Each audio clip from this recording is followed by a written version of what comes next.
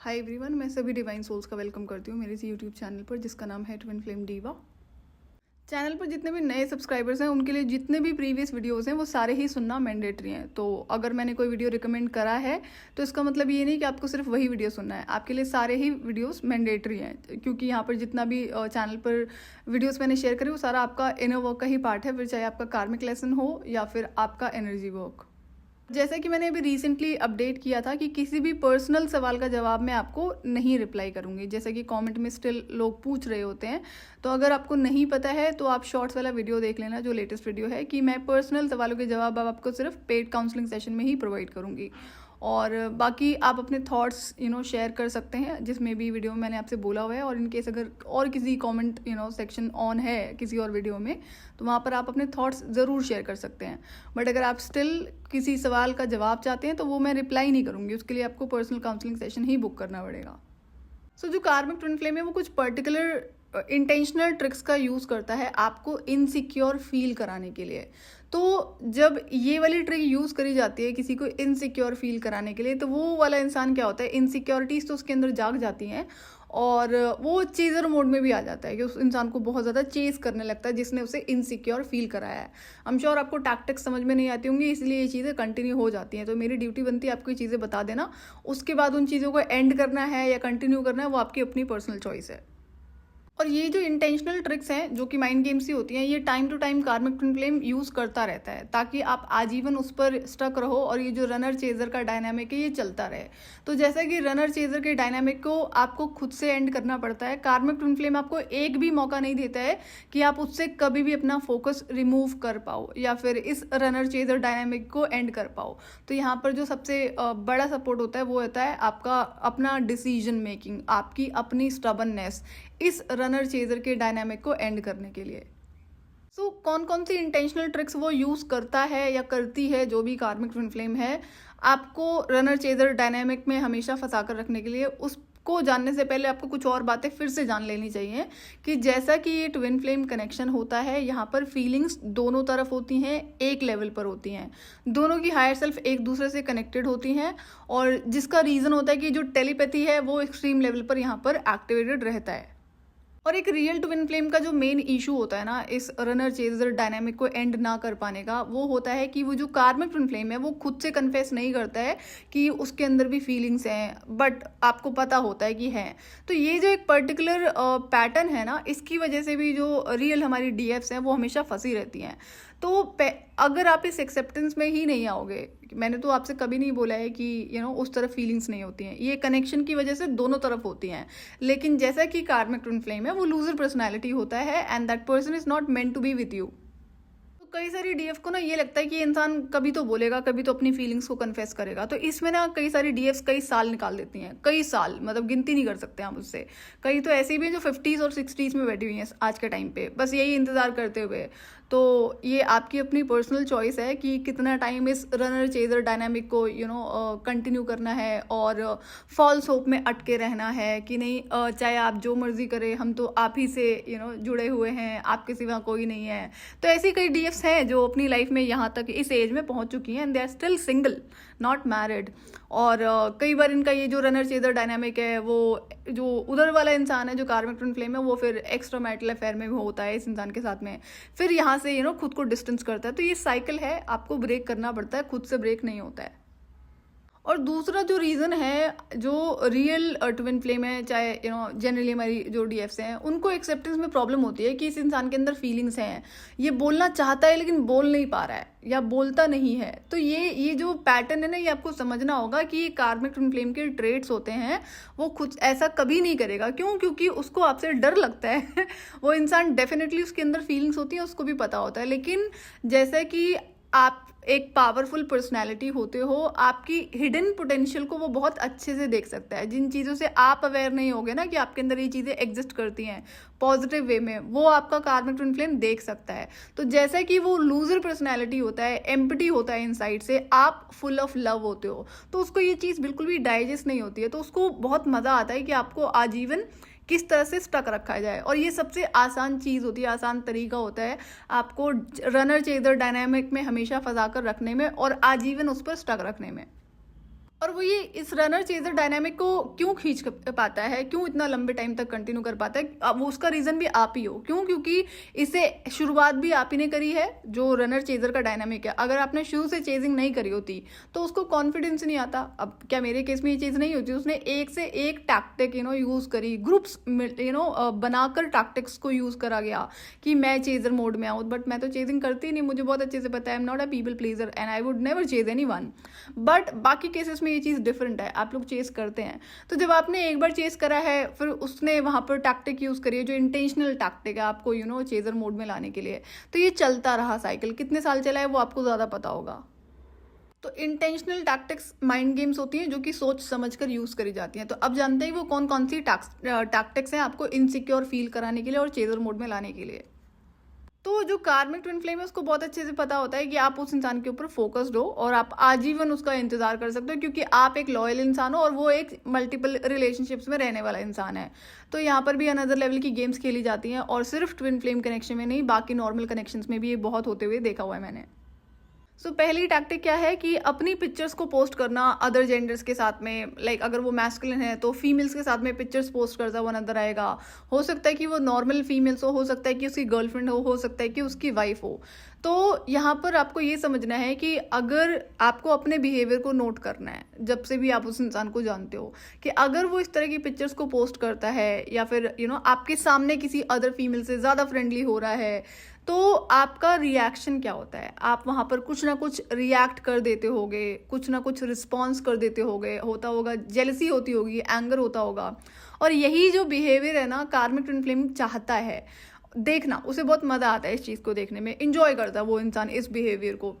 तो अब अगर आप ऐसा करते आए हो तो आपको इस पर स्टॉप लगाना होता है। और स्टॉप लगाओगे कैसे? पहली बात, अब यहाँ पर अलग अलग सिचुएशंस होंगे कि एग्जाम्पल आप सिंगल हो, वो इंसान कमिटेड रिलेशनशिप में है जो कि ओपन है रिलेशनशिप। तो जब आपको पता है कि वो कमिटेड रिलेशनशिप में है, तो आपका धर्म और कर्म दोनों बनता है वहां से कदम पीछे खींच लेना, वहां से हट जाना। तो ये अपनी एक रिस्पॉन्सिबिलिटी होती है रिश्ते की। तो ये तो इंडिविजुअल लेवल पर ही बातें होती हैं। और जो कार्मिक ट्विन फ्लेम जिसके साथ भी रिलेशनशिप में होता है ना, चाहे वो अभी रिलेशनशिप है या फिर मैरिज है, वो एग्जैक्टली उसकी personality, in and out character को मैच करता हुआ इंसान होता है। फीमेल की बात कर रहे हैं तो ये आपको चाहते हैं कि ना आप इस तरह से स्टक रहो, इस तरह से जेलसी फील करो, उन्हें इस चीज़ में बहुत मज़ा आता है। तो आपको ये समझना होगा कि गलत एनर्जी और आपको एंड करना होता है। तो अब आप क्या करोगे? पहले तो आप अपने बिहेवियर को नोटिस करो कि ये पैटर्न कितने टाइम से चल रहा है। और कार्मिक ट्विन फ्लेम यही चाहता है कि आप इस तरह से रिएक्ट करते रहो, रिस्पॉन्ड करते रहो। तो अगर अब फ्यूचर में इस तरह की सिचुएशन होती है तो आपको न्यूट्रल रहना है, आपको कोई रिएक्ट नहीं करना है, आपको रिस्पॉन्स नहीं देना है, आपको ऐसे फील करना लाइक कुछ हुआ ही नहीं, मुझे कोई फर्क नहीं पड़ता। This has to be a reality. तो रनर चेजर डायनामिक को एंड करने का ये पहला स्टेप होता है, अगर आपकी लाइफ में इस तरह के पैटर्न्स हैं जो कंटिन्यू हो रहे हैं। और ये भी सोचने वाली बात है कि जब उसका रिलेशनशिप ओपन है, चाहे वो मैरिज में है या फिर कमिटेड रिलेशनशिप में है, तो अपने पार्टनर के साथ में वो पिक्चर्स पोस्ट कर रहा है ना, उससे आपको क्यों प्रॉब्लम है? आपके साथ तो कोई रिलेशनशिप नहीं है उसका। तो यहाँ तो ये एनर्जी पूरी गलत है, तो इस पर आपको काम ही करना होता है। जिसे एक्चुअली में डीएफ थर्ड पार्टी बुलाती हैं, that's not a third party, वो उसकी अपनी पार्टनर है। यहाँ पर थर्ड पार्टी आप हो। तो ये गलत बिहेवियर है, इस पर आप काम करोगे तब जाकर ये करेक्शन में होगा कि नहीं, अब जाकर इस पर आप एंड कर पाओगे। लेकिन जैसे ही आप इस पैटर्न पे स्टॉप लगाओगे ना वहां पर, और ये जैसा कि बैक टू बैक चलता रहता है, ये इंसान इंटेंशनली करता है आपका रिएक्शन देखने के लिए, रिस्पॉन्स देखने के लिए, जो भी आप कुछ बोल देते होगे अगर। तो अब जब आप इस पर स्टॉप लगाओगे ना, तो वो एक बार के लिए शॉक में जाएगा कि ये क्या हुआ, इस बार गेम काम कैसे नहीं करी, टैक्टिक काम कैसे नहीं करी। तो फिर से दोबारा से बड़ा फ्रीक्वेंटली वही चीज पोस्ट होती हुई नजर आएगी, आपको फिर से नहीं करना है रिएक्ट। तो अब आप इस पैटर्न को नोट करो, जो मैं बोल रही हूँ वो आपको समझ में आएगा कि ये चीजें इंटेंशनली करी जाती हैं कार्मिक ट्विन फ्लेम की थ्रू, आपको रनर चेजर डायनामिक में फंसाए रखने के लिए। तो ये जो टैक्टिक है कि आपको कम फील कराना किसी भी चीज में, जैसे कि आप कम फिजिकल ब्यूटी हो, आप सुंदर नहीं हो। ये बड़ा देखा है मैंने फीमेल्स के साथ में होते हुए। कई बार लड़के एज टैक्टिक्स यूज़ करते हैं, तो कई बार अदर फीमेल्स भी एज टैक्टिक्स यूज़ करती हैं जब उनसे उनकी जेलिसी हैंडल नहीं होती है, और जब उन्हें इंसल्ट करना होता है तो वो आपको डायरेक्टली या फिर रूडली नहीं बोलेंगे, प्यार से बोलेंगे, और लोग बड़ी जल्दी ट्रिगर भी हो जाते हैं। बताओ ज़रा। तो आपको समझना होगा कि ऐसी जो हरकतें हैं वो इंसान सोच समझ कर करता है। तो जो इंटेंशनल टैक्टिक है वो सोची समझी हुई साजिश होती है, और जानबूझकर करा जाता है एक इंसान को हर्ट करने के लिए, गिल्ट फील कराने के लिए, शेम फील कराने के लिए, एंगर दिलाने के लिए। तो ये समझना होगा कि जब आप इस तरह के इंसान से डील कर रहे हो तो दो चीज़ें करनी होती है। आपको इन चीज़ों से फ़र्क नहीं पड़ना चाहिए, दूसरा आपको उस इंसान का मुंह बंद कराना आना चाहिए। या तो आप उसकी इंसल्ट करना शुरू कर दो सेम वे में जिस हिसाब से उसने करना शुरू करा है, तब वो अपने आप ही चुप हो जाएगा। अदरवाइज कोई दूसरा तरीका ढूंढो, या तो फिर उस इंसान से कट ऑफ कर दो। लेकिन जो कार्मिक ट्विन फ्लेम होता है वो इंटेंशनली इन चीज़ को करता है, और मैंने देखा है कि लोगों को वो लोग बिलीव भी करना शुरू हो जाते हैं कि जो सामने वाले ने बोला वो सच बोला है। तो मैं जब इन चीज़ों को ऑब्जर्व करती ना, तो मैं ये देखती हूँ कि जब आप किसी को इमोशनली कोई चीज़ हर्ट करते हो तो वो उसके मन पे बहुत बड़ा असर करती है। वो फिर उसके अंदर ना वो चीज़ें बैठ जाती हैं। मैं एक केस शेयर करती हूँ जो किसी नोन का ही है, और ये कपल है। जब शादी हुई थी तो जो लेडी है, उनके जो हस्बैंड है वो एक्चुअली में सुंदर नहीं थे। तो अब ये लेडी भी, जिसका रंग कहते हैं ना सांवला है, तो उनका क्या था भाई, काला था। तो अब शादी के टाइम पे इन्होंने बहुत ड्रामा मचाया होगा जो भी करके, शादी के तुरंत बाद से। अच्छा ठीक है, कोई बात नहीं। अब इनका ना एक ही बेटा था, और ये जो वाइफ है ये रोज उन्हें ताने मारती थी उनके कि सुंदर ना होने के। अब आप समझ रहे हो, जब उस बेटे की शादी होती है ना, तो हम लोग गए हुए थे वहाँ पर, और वो जो फादर थे ना वो ऐसे दूर दूर भाग रहे थे सारे जितने भी वहाँ पर लोग होते हैं फोटो सेशन के लिए, वो आगे नहीं आए। क्यों? क्योंकि उनको उनकी वाइफ रोज ताने मारती थी कि ये शक्ल सूरत में अच्छे नहीं है। तो आप समझ रहे हो एक 40-50 साल 60 साल के इंसान के मन पर वो बातें कब से घर करी हुई हैं कि उसे एवरेज फील कराया जाता है। एक मैन की बात कर रही हूँ जिसका बेटा है जवान, 40 ईयर्स में, तो अब तो उनका बेटा भी हो रहा है, अभी कुछ साल पहले उनकी डेथ हुई है। तो इसलिए मैं अपने शब्दों का ध्यान रखती हूँ। जब मैं किसी अच्छे इंसान से डील करूँ तो मैं बहुत केयरफुल रहती हूँ कि कोई भी ऐसी बात नहीं बोली जाए ताकि उस इंसान को हर्ट हो जाए, या फिर अनइंटेंशनल जिसे ट्रिगर कहते हैं वो हो जाए। लेकिन अगर मैं किसी गलत इंसान से बात कर रही हूँ तो मैं, ऑब्वियस ही बात है, और उसने अगर शुरू करा है इन चीज़ों को, जो चीज़ मैंने देखी हुई है, एक वो जो रेप्टिलियन गर्ल मैंने आपसे कई बार शेयर करा हुआ है। तो हमारे साथ में एक लड़का होता था वहाँ ऑफिस में, वो उसकी गर्लफ्रेंड वहीं पर थी। तो उसका, अब ये दुष्ट लोग होते हैं, तो ये क्या कहती है कि मैं थी वहाँ पर, वो जो मेल फ्रेंड था वो खड़ा हुआ था, तो वो कहता है कि ये लड़की कहती है ये जो रेप्टिलियन थी कि व्हाट, तुझे तो इससे बेटर मिल सकती है, तू तो इससे काफ़ी अच्छा है, गुड लुकिंग है। तो वो लड़का बोलता है नहीं नहीं, मुझे तो यही पसंद है, जैसी है मेरे लिए अच्छी है। अब देखो ये क्या होता है, ये टैक्टिक होती है एक इंसान को प्राउड फील कराने के लिए कि तू कुछ है, तू बहुत ज़्यादा है। तो अब ये दोनों कपल जो थे, मेल और फीमेल, ये एक लेवल पर थे अगर हम फिजिकल ब्यूटी की बात करेंगे। बट देन इस फीमेल को देखो कैसे वो उसके माइंड में एक चीज़ एंटर करने की कोशिश कर रही है कि तू तो बहुत ज़्यादा है, तुझे इससे बेटर मिल सकती है। तो बाद में ना फिर मैं इस रेप्टिलियन फीमेल की बहुत ज़्यादा बेइज्जती करती हूँ, और इंटेंशनली करती हूँ। तो अपने मुंह से फिर उगलती है, तुझे इसलिए बुरा लग रहा है ना कि मैंने उसकी गर्लफ्रेंड के बारे में ऐसे बोला। तो मैंने कहा रियलिटी है तो बोलना तो पड़ेगा ना। तो ये चीज़ें ना हमेशा इंटेंशनली ही करी जाती हैं। ये जो कंपैरिजन वाला टैक्टिक है ये भी इंटेंशनली ट्रिगर का ही पार्ट है जो जानबूझकर करा जाता है। तो और लोग ना कॉन्शियस लाइफ नहीं जीते हैं, इसलिए वो खुद को इस तरह से फील करना शुरू हो जाते हैं, हर्ट हो जाते हैं। जब भी कोई, अगर आप ये समझना शुरू हो जाओगे कि ये चीज़ें गलत लोगों के थ्रू प्रैक्टिस करी जाती हैं, तो आपको इन चीज़ों से हर्ट होना बंद हो जाएगा।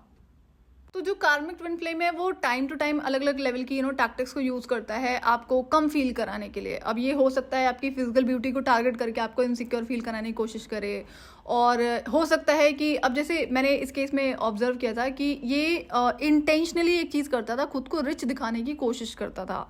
तो अब ये जैसा कि इंटेंशनली करता था तो मैं ऑब्जर्व करती थी, मैंने कहा भाई रिच घर के बच्चे खाना नहीं खाते क्या?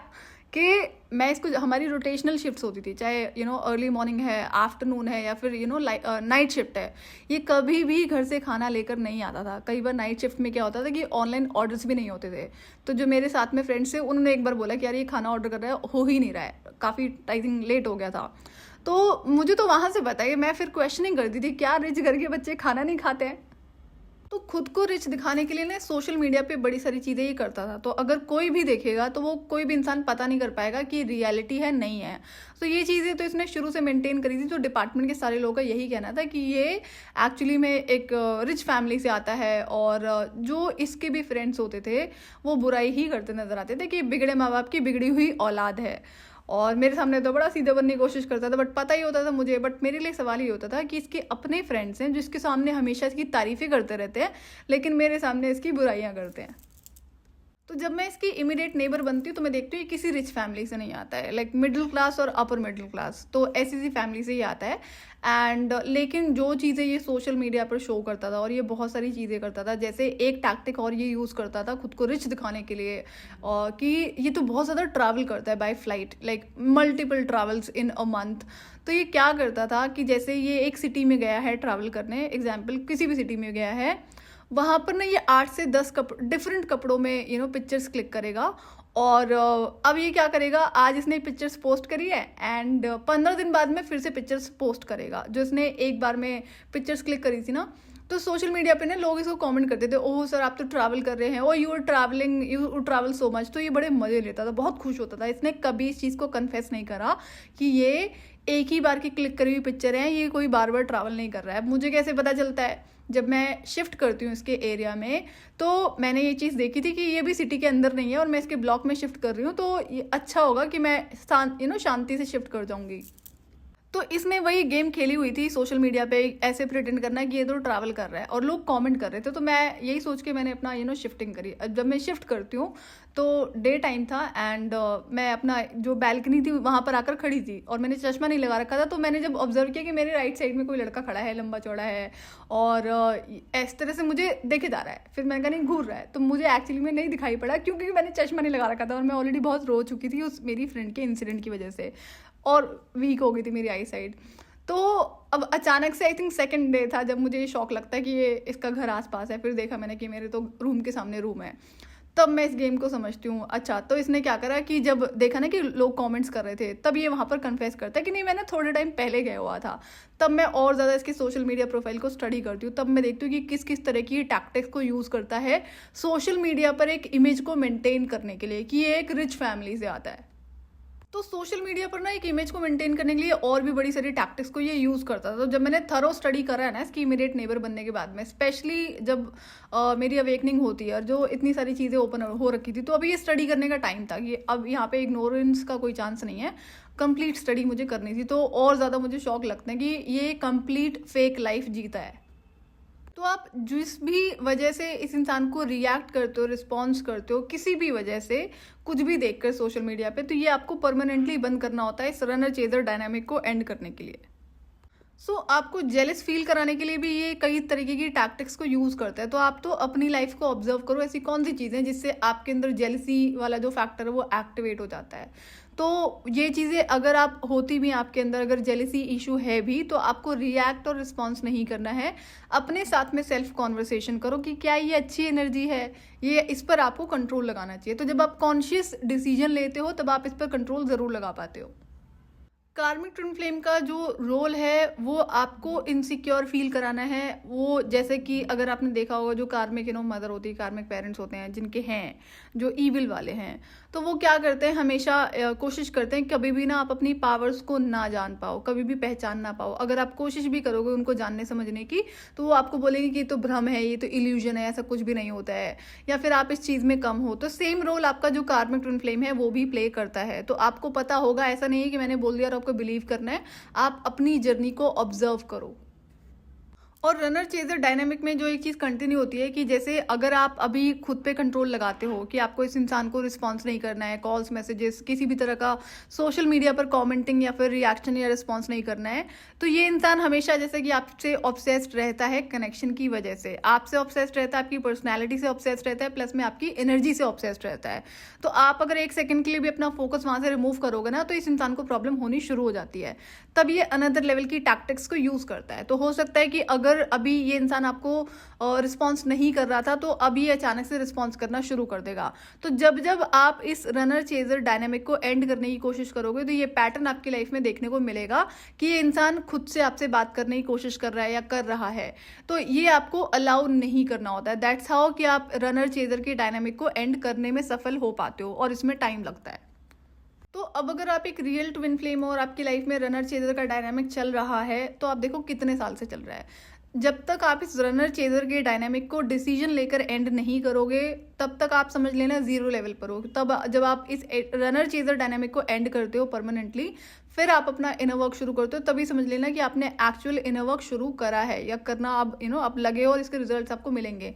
लेकिन जब तक आप रनर चेजर डायनामिक को कंटिन्यू कर रहे हो, होने दे रहे हो, तब तक वो इनर वर्क आपका जीरो ही रहता है। मुझ में ना एक आदत होती थी जो मेरे हिसाब से कभी भी गलत आदत नहीं थी, सही थी। अगर मुझे कोई कॉल आ रहा है तो मैं उसका रिस्पॉन्स ज़रूर करती थी। अगर मिस कॉल भी आई है तो मैं उसे कॉल बैक कर देती थी, चाहे वो नोन नंबर है चाहे वो अननोन नंबर है। अब कई बार क्या होता है कि जैसे मैं हर साल अपना नंबर चेंज कर देती थी, और जो रिलेटिव्स हैं वो कहीं ना कहीं से नंबर ले लेते थे, या तो उनको पैसे चाहिए या तो उन्हें जॉब चाहिए। दो ही रीज़न होते थे मेरी लाइफ में। तो मुझे ये डिस्टर्बिंग रहता था और मुझे गुस्सा आता है सेल्फिश लोगों से ना। तो मैं इस रीजन से भी अपने नंबर चेंज करती थी। बट कई बार ये लोग नंबर लेके ना अननोन नंबर से फिर कॉल करते थे। मेरे लिए तो अननोन नंबर हो गया, तो मुझे किसी का भी फ़ोन है तो मैं उसको रिस्पॉन्स ज़रूर करती हूँ। तो अब क्या होता था कि ये क्या करता था कार्मिक ट्विन फ्लेम, जब मैंने इस रनर चेजर डायनामिक को एंड करा है, इसके एरिया में शिफ्ट करने के बाद ही कर दिया था मैंने इस चीज़ को एंड, कि तो ये देखता नहीं कि मैं इसे कॉल मैसेजेस नहीं कर रही, इसने सर से पैर तक का जोर लगाया है, इतने सारे टैक्टिक्स को यूज़ करा है कि जैसे तैसे मैं इसे कॉल या मैसेजेस करूँ। तो मुझे पता था कि अब तो सारी गेम्स को एंड करने का टाइम था। तो ये क्या करता कि अलग अलग नंबर से कॉल करना, और मुझे पता होता था ताकि मैं कॉल बैक करूंगी एंड देन, तो मैंने इस चीज़ को फिर ख़त्म कर दिया। मैंने इसे वहाँ से एक परमानेंट आदत बनाई। कल अगर अब मुझे कभी भी अननोन नंबर से कॉल आता है तो मैं पिक कर लूँगी, लेकिन उसका रिवर्ट बैक नहीं करूँगी जिस हिसाब से मैं खुद से कॉल बैक करती थी ना। तो मैंने इस चीज़ को बंद कर दिया। तो जैसे कि मेरे पास 2 नंबर होते थे, तो इसके पास हर बार ना मेरा नंबर चला जाता था। कैसे जाता था? जो कॉमन कॉन्टैक्ट्स होते थे। तो एज आई सेड कि इसने एक भी पर्सन नहीं छोड़ा था जिससे ये मेरी इन्फॉर्मेशन नहीं लेता था, चाहे लड़के थे चाहे लड़कियां थी चाहे हमसे कोई बड़े थे एज में। तो जब धीरे धीरे इन चीज़ों को मैं रिकग्नाइज करती हूँ, तब एंड में मैं जाकर इस पर कंट्रोल लगा पाती हूँ। तो उसके बाद में जब मैं अपना जब इसे इसकी हायर सेल्फ से डिटैच हो जाती हूँ, तो उसके बाद तो मैंने काफ़ी ध्यान रखा है कि मेरा नंबर कहीं नहीं जाता है। अभी तक तो इसके पास में नंबर नहीं है। तो फ्यूचर में भी ये है कि जिस हिसाब से मेरी सिचुएशंस होंगी तो हो सकता है कि नंबर कहीं ना कहीं से मिल जाए। बट ये एक अच्छी आदत है कि रिस्पॉन्स करना ही नहीं है अननोन नंबर का ना। और अब ये भी करता था कि जैसे अननोन नंबर से मैसेजेस से हाई बोला है तो मैं ऑफकोर्स रिवर्ट करती थी देखने के लिए कौन है, रिप्लाई करने के लिए। हो सकता है कोई इमरजेंसी हो, मेरा एक ही थॉट प्रोसेस होता था, या फिर कोई अर्जेंसी हो। तो अब मैं उन चीज़ों का रिस्पॉन्स ही नहीं करती हूँ। जिसको अर्जेंसी होगी वो अपना चीज़ें बोल देगा, बता देगा, तो मैं उसके बाद रिस्पॉन्स करूँगी। तो ये इसकी वजह से मुझे करना पड़ता है। तो जो कार्मिक ट्विन फ्लेम है वो एक्चुअली में पूरी कोशिश करता है कि कभी भी आप उससे मूव ऑन ना हो पाओ। तो उसका जो सबसे इजी तरीका है आपको अपने ऊपर स्टक रखने का, वो है ये जो रनर चेजर का डायनामिक। वो आपको हमेशा इनडायरेक्टली डायरेक्टली यही फील कराएगा कि हाँ, उस इंसान में भी आपके लिए बहुत सारी फीलिंग्स हैं, जो कि रियलिटी होती है। मैंने तो कभी डिनाई नहीं करा है कि फीलिंग्स नहीं होती है, तो दोनों तरफ होती हैं। तो आपको समझना होगा कि ये एक गलत इंसान के साथ में जो फीलिंग्स हैं आपको, और आप इसको एंड करोगे तो इसमें आप ही की भलाई है। तो एक तो होता है कि ठीक है, अगर आप साथ में रह रहे हो, वो भी किसी का घर तोड़कर नहीं, तो वो एक अलग सिचुएशन होती है जो कि होगा नहीं। अगर आप एक रियल ट्विन फ्लेम हो तो इसके ना होने के बहुत हाई चांसेस हैं। एक और आपको टैक्टिक ये यूज़ करते हुए मिलेगा कि ये आपको टाइम टू टाइम फील कराएगा कि ये इंसान आपसे बोलना चाहता है, कि इस इंसान के अंदर आपके लिए फीलिंग्स हैं, और आपके मन में जो चीज़ें हैं वो उधर भी हैं सिमिलर लेवल पे, बट वो बोलेगा नहीं। तो ये वाला जो पैटर्न है ये कई साल तक चलता है। तो ये ऐसे ही चलेगा, इसको आपको एंड करना होता है। इस वजह से भी जो रनर चेजर का डायनामिक है बहुत लंबे टाइम तक चलता है। तो जो आपने देखा होगा, जो evil entities as coaches act कर रही हैं ट्विन फ्लेम में, और जो फॉल्स होप से ऑपरेट करते हैं, वो आपको बोलेंगे कि डीएम बोलते क्यों नहीं है, वो बोलेंगे वो भी आपसे बहुत प्यार करते हैं। तो मैं तो कभी नहीं कह रही आपसे कि कार्मिक ट्विन फ्लेम में फीलिंग्स नहीं होती हैं। वो बोलना चाहता है बट वो बोल नहीं सकता बेचारा ना। क्यों? क्योंकि उसकी डिजाइनिंग इसी तरीके से करी गई है डिवाइन की तरफ से। That person is not meant to be with you. और आपको ये चीज़ समझनी होगी कि कनेक्शन इसी तरह से बिल्ड करा गया है। तो आपको अगर एक इंसान सिर्फ इस फीलिंग की वजह से आजीवन स्टक रख पा रहा है, और किसी ने आपको चेन से तो बांधा नहीं है, ज़बरदस्ती बांध के रखा हो, लेकिन आप मेंटली स्टक रहते हो। इमोशनली तो आप हो ही, मेंटली भी स्टक रहते हो। तो इसको आप कैसे हेल्प कर सकते हो? ठीक है, फीलिंग्स है, ओके। इस इंसान को हम श्योर आपने मौका दिया होगा बोलने के लिए, कन्फेस करने के लिए, बट नहीं बोला उसने। और अगर बोल भी देता तो क्या आपसे वो इंसान शादी करता? अगर वो कमिटेड रिलेशनशिप में है या फिर मैरिड है, वो तो चीज़ें गलत हैं जिसकी एक्सपेक्टेशन हमको नहीं लगानी चाहिए। तो ऐसे इंसान से आपको हमेशा दूर रहना चाहिए, चाहे आप ट्विन फ्लेम कनेक्शन में हैं, चाहे आप नॉर्मल कनेक्शन में हैं। और कार्मिक ट्विन फ्लेम आपको हर लेवल पर ड्रेन करने की कोशिश करता है, आपका जो mentally, emotionally, physically, financially and spiritually. तो कई सारे केसेस में ये भी है कि जो कार्मिक ट्विन फ्लेम है आपसे पैसे लेता है। तो ये आपको समझना होगा कि ये गलत इंसान है, ठीक है, और इसमें आप अपनी हेल्प इसी वजह से कर सकते हो कि हाँ, एक्सेप्टेंस है कि ये कार्मिक ट्विन फ्लेम है, फीलिंग है, कनेक्शन है, सो व्हाट। गलत इंसान को थोड़ी अलाउ करोगे आप अपनी लाइफ में?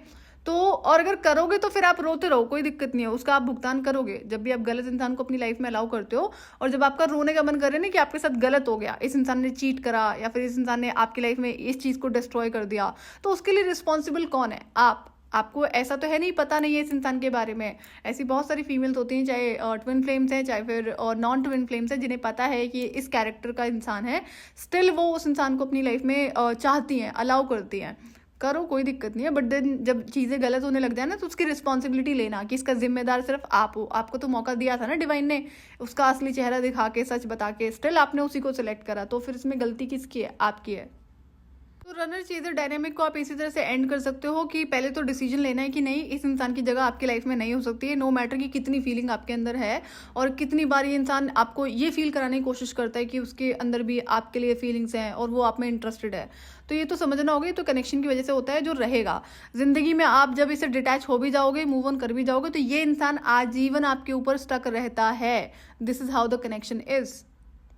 तो ये है कि आपको डिसाइड करना है कि अगर इसका कोई कॉल मैसेज आता है, कहीं से भी आपको रीच आउट करने की कोशिश करता है, तो आपको रिस्पॉन्स नहीं करना है, रिएक्ट नहीं करना है। फिर चाहे वो कितनी ही कोशिशें क्यों ना करे, आपको ये चैप्टर क्लोज करना पड़ता है। आपको ये क्लोजर खुद को देना पड़ता है, उस इंसान को नहीं जो आपको हर तरीके से स्टक रखने की कोशिश कर रहा है। तो ये कार्मिक ट्विन फ्लेम का रोल होता है। अगर आप समझ जाओगे और तभी आप इसको एंड कर सकते हो। अगर नहीं समझोगे तो आप ये रनर चेजर का डायनामिक कितने टाइम तक कंटिन्यू करोगे वो आप ही को पता होगा, दूसरा कोई इंसान नहीं बता सकता है। बट ये एक्चुअली में डिफिकल्ट साइकिल होता है जिसको आपको एंड करना ही पड़ता है, और ये सिर्फ चॉइस से ही हो सकता है, डिसीजन मेकिंग से ही आप इस रनर चेजर के डायनेमिक को एंड कर सकते हैं। और ये आपको पता होना चाहिए, जब भी आप इस रनर चेजर के डायनेमिक को एंड करने की कोशिश करोगे तो वो इंसान आपको डेफिनेटली चेस करना शुरू कर देगा। तो इसमें आपको कहीं बह नहीं जाना है कि वो इंसान अब आपको चेस कर रहा है। ये तो पार्ट ऑफ कनेक्शन है, कनेक्शन की वजह से होता है। आप इधर बंद करोगे तो वो उधर से शुरू हो जाएगा, उधर बंद होगा तो आप इधर से शुरू हो जाओगे। तो ये चीज़ें इसी तरह से चलती है, इसको आप ही को एंड करना होता है।